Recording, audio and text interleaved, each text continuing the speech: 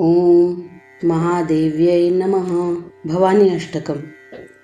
न तातो न माता न बन्धुर्न दाता न पुत्रो न पुत्री न भृत्तो न भर्ता न जाया न विद्या न वृत्तिर्ममैव गतिस्त्वं गतिस्त्वं त्वमेका भवानी गतिस्त्वं गतिस्त्वं त्वमेका भवानी भवद्भावपारे महादुःखभीरु प्रपातप्रकामी प्रलोभी प्रमत्त कुसंसारपाशप्रबद्धः सदाहं गतिस्त्वं गतिस्त्वं त्वमेका भवानी गतिस्त्वं गतिस्त्वं त्वमेका भवानी न जानामि दानं न च ध्यानयोगं न जानामि तन्त्रं न च स्तोत्रमन्त्रं न जानामि पूजां न च न्यासयोगं गतिस्त्वं गतिस्त्वं त्वमेका भवानी गतिस्त्वं गतिस्त्वं त्वमेका भवानी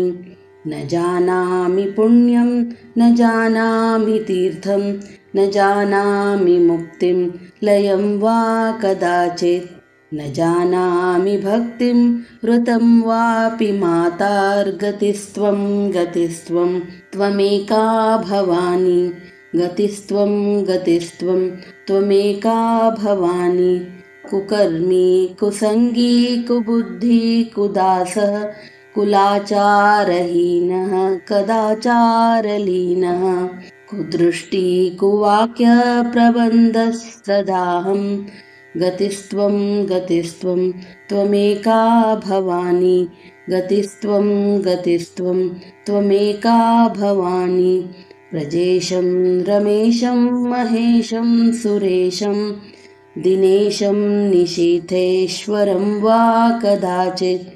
न जानामि चान्यत् सदाहं शरण्ये